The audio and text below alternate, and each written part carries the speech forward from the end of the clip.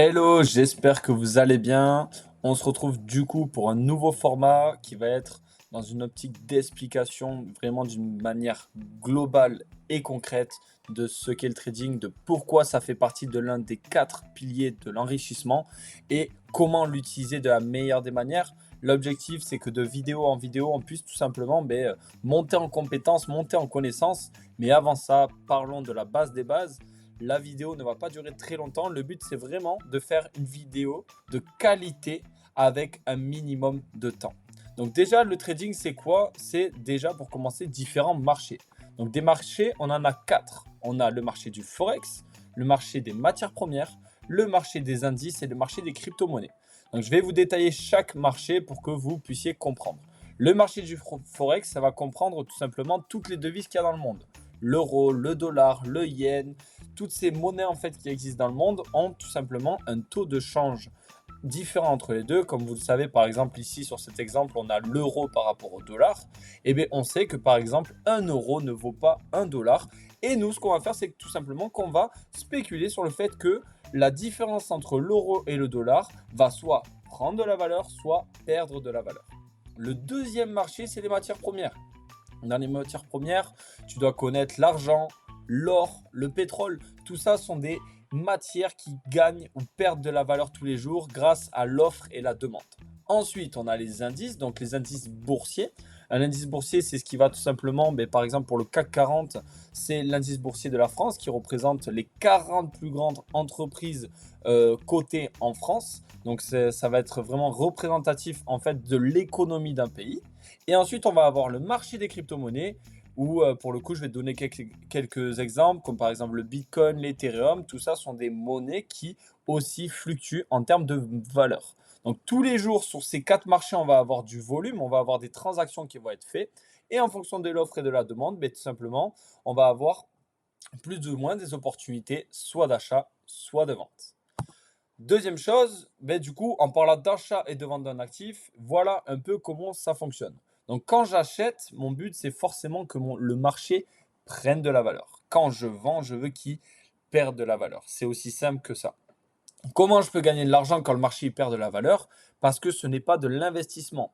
L'investissement est égal, quand j'investis, par exemple, que j'achète j'achète un lingot d'or à 2000 euros, et bien mon lingot d'or, mon prix de départ, c'est 2000 euros. Pour que je gagne de l'argent, il faut que le lingot d'or gagne de la valeur. Donc ça veut dire qu'il faut que je passe, par exemple, de 2000 à 2001. Alors qu'à l'inverse, le trading, on est là tout simplement pour gagner de l'argent en spéculant sur les marchés. Quand le marché est au plus bas, mon but, c'est de trouver des opportunités haussières. Donc, ça veut dire que je veux que le marché gagne de la valeur. Et quand le marché est assez haut, j'essaie de trouver des opportunités de vente pour tout simplement anticiper une baisse du marché et donc que je gagne de la valeur que je gagne de l'argent, pardon, avec une perte de valeur. Achat, gain de valeur, vente, perte de valeur. C'est aussi simple que ça. Maintenant, quand je lance un trade, j'ai 3 choses qui se mettent en place.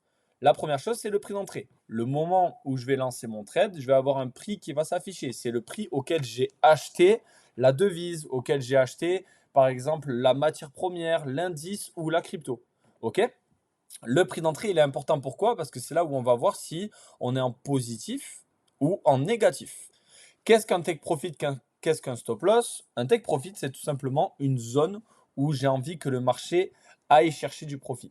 Imaginons, je lance un trade et après, je suis plus disponible. Parce que c'est ça aussi l'opportunité de pouvoir faire de l'argent avec son téléphone. C'est de pouvoir encaisser où je veux, quand je veux, avec qui je veux. Et surtout de ne pas être dépendant de mon téléphone et être accro à lui. Donc personnellement, quand je lance un trade, je mets en place un take profit et un stop loss. Pourquoi? Le take profit me permet que si le marché monte très vite et qu'il touche cette zone, mais que le trade se clôture automatiquement en profit. Comme ça, je n'ai pas besoin de moi être sur mon téléphone toute la journée et faire que regarder où en est mon trade. OK? À l'inverse, quand je lance un trade, je suis prêt à accepter aussi de la perte. Ça veut dire quoi? Ça veut dire que je vais mettre tout simplement une limite de perte à pas dépasser. Imaginons, je dis que je ne veux pas perdre plus de 10 euros sur ce trade. Mais ce que je vais mettre, c'est que je vais mettre un stop loss à hauteur de 10 euros de perte. Si le marché descend au-delà, c'est-à-dire qu'il va chercher encore plus bas, moi je sais que je n'aurai pas perdu plus que ce que j'avais prévu. C'est pareil pour la vente, sauf que au lieu que le stop loss soit en dessous, il est au-dessus, et au lieu que le take profit soit au-dessus, il est en dessous. Pourquoi? Achat, je vais chercher plus haut, vente, je vais chercher plus bas.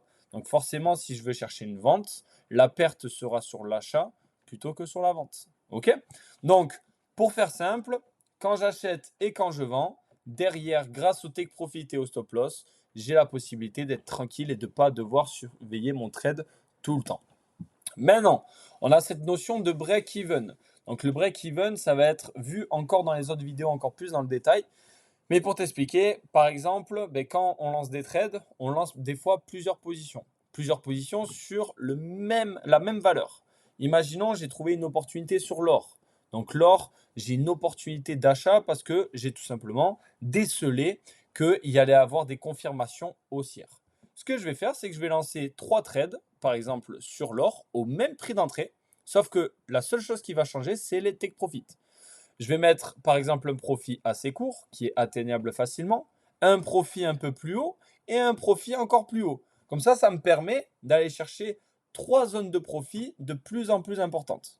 Et bien ce qu'on va faire, c'est qu'à partir du moment où le premier profit est atteint, vu que mes 2 autres positions sont encore en cours parce qu'on n'a pas encore atteint le take profit numéro 2 et le take profit numéro 3, ce qu'on va faire, c'est que on va mettre le SL sur la zone du prix d'entrée. Ça veut dire quoi? Ça veut dire qu'en fait, le prix où je voulais que le marché clôture mon trade s'il allait dans le mauvais sens, je vais le mettre sur ma zone de prix d'entrée.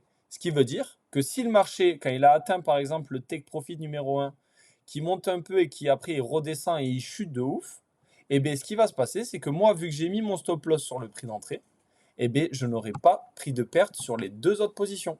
Ça veut dire que j'aurai validé les gains de mon take profit numéro 1, et pour le take profit 2 et 3, certes, j'aurais pas validé de gain, mais j'aurais pas pris de perte. Ok? Ça, c'est une notion qu'on verra un peu plus dans le détail plus tard.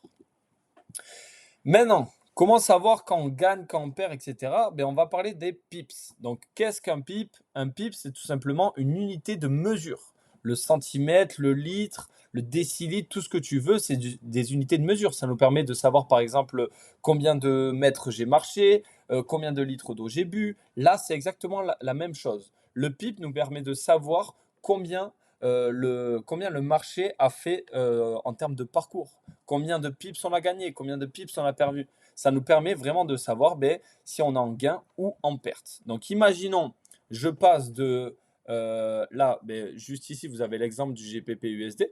Ok. Si je passe de 1,35 361 à 1,35 371, eh bien, j'ai gagné un pips. Donc, si j'étais à l'achat, j'aurais gagné un pips. Si j'étais à la vente, j'aurais perdu un pips. Ok? C'est aussi simple que ça. Un pips, une unité de mesure qui nous permet de savoir combien on gagne et combien on perd.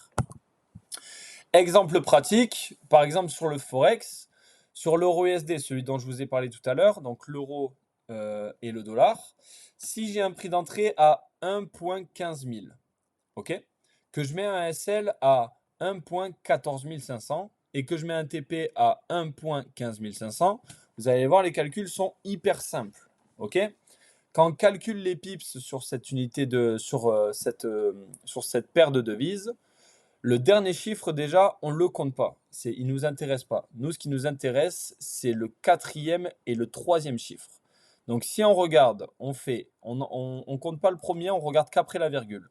On prend les 4 chiffres après la virgule. Donc là, il y a 1500. Ici, on passe à 1450. Si je fais 1500 moins 1450, ça nous donne quoi? Ça nous donne du coup 50 pips.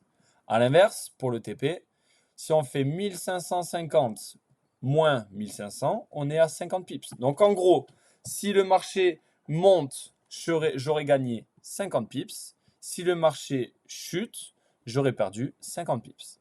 Aussi simple que ça. Et après, on verra mais combien ça vaut un pips. OK? Sur les indices, c'est encore plus simple. Il n'y a pas de virgule. Par exemple, le DAX 30, donc, qui est l'indice de l'Allemagne. Si je passe de 12 670 à 12 645, là, c'est un calcul mental très facile. Il y a 25 pips. Par contre, si je passe de 12 670 à 12 770, il y a 100 pips. En gros, pour que tu comprennes, pour calculer les pips, c'est tout simplement des soustractions ou des additions très simple et ne vous inquiétez pas, il n'y a pas besoin d'être bon en maths, il n'y a pas besoin d'avoir fait bac plus 12, il y a juste besoin d'avoir les outils nécessaires pour pouvoir y arriver et des outils, il y en a plein. Maintenant, on ne trade pas à n'importe quelle heure. On a des sessions majeures qui nous permettent de savoir quand trader et quand est-ce qu'on peut analyser. Par exemple, nous, en étant en Europe avec nos fuseaux horaires, ce qui est intéressant, c'est de trader du coup sur les sessions de Londres et les sessions de New York. Pourquoi? Parce que c'est des sessions sur lesquelles on va être à peu près disponible. Ça couvre quand même de 8h à 22h. Donc, on a quand même cette opportunité de pouvoir trader sur des sessions majeures. OK? Maintenant, forcément, si j'ai un conseil à vous donner sur les horaires dans lesquels vous pouvez trader, mais souvent, ce qui est intéressant, c'est de trader pendant 2 sessions en même temps. Et si on regarde, ici, on a la possibilité entre 13h et 17h d'être corrélé sur du Londres et New York. Ça veut dire que qui dit 2 sessions dit volatilité, qui dit de la volatilité dit plus d'opportunités. Donc c'est pour ça que pour le coup, je vous conseille, pour les personnes qui ont la possibilité de trader dans ces horaires-là, de vous calquer sur les horaires d'ouverture et de fermeture des sessions. Après, honnêtement, moi je trade tous les jours à 10h et tous les soirs à 19h. C'est les 2 sessions de trading que j'ai dans mes journées et ça me convient très bien aussi. Il n'y a pas besoin d'être forcément dans les sessions majeures. Les monnaies principales, donc les monnaies, il y en a plein dans le monde. On a l'euro, l'euro franc suisse, le dollar franc suisse, le dollar australien, l'euro livre sterling, le livre sterling dollar, le livre sterling yen et l'euro yen. Ça, c'est toutes les devises que vous allez trader si vous utilisez le Forex. Donc le Forex, comme je l'ai dit, c'est tout simplement toutes les devises qu'il y a dans le monde avec le taux de change. Et là, par exemple, on a l'euro USD, l'euro CHF, l'autre USD, bref, toutes ces monnaies principales sont des monnaies où on va aller chercher tout simplement soit une hausse de la valeur du taux de change, soit une baisse.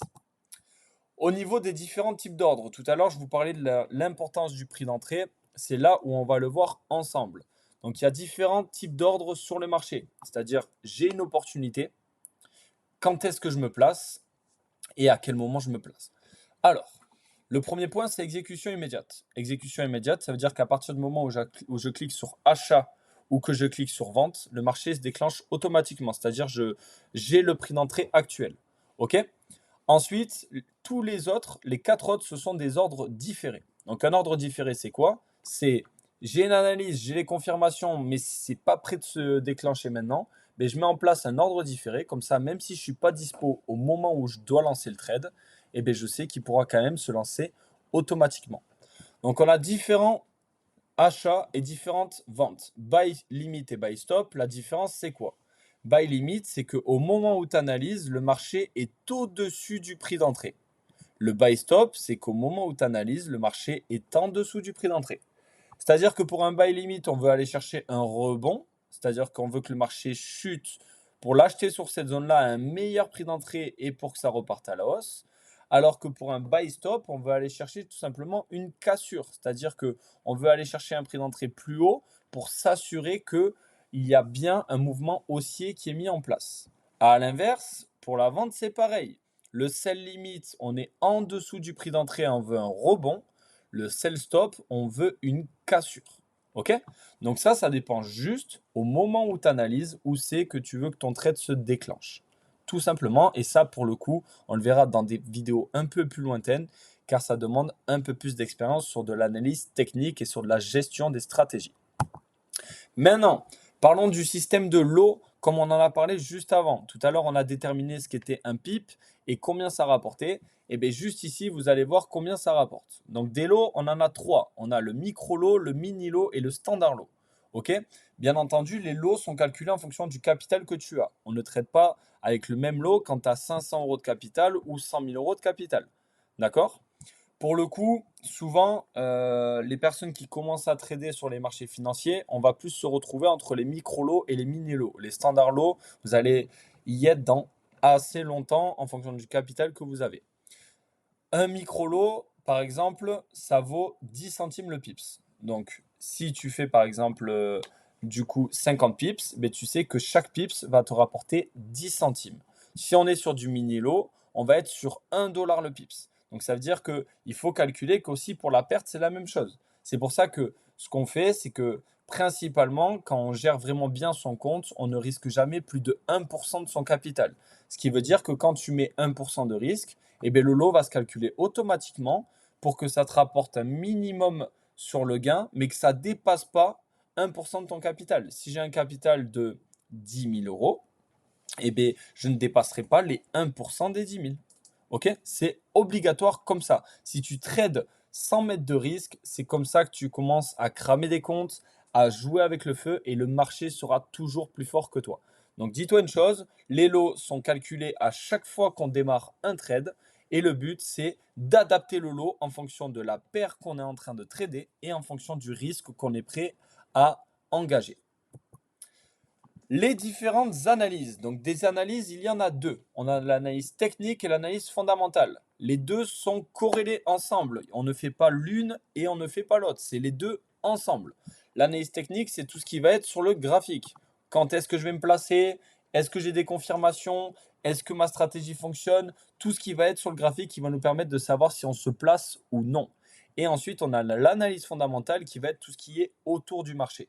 Donc, ça va être les annonces échos, ça va être par exemple les mouvements économiques, comme par exemple les mouvements de la crypto qui peuvent beaucoup impacter les marchés. Ça peut être des discours de grands présidents, comme par exemple en ce moment avec Trump. Ça peut être des guerres. En fait, c'est tout ce qu'il y a autour des marchés qui peuvent impacter.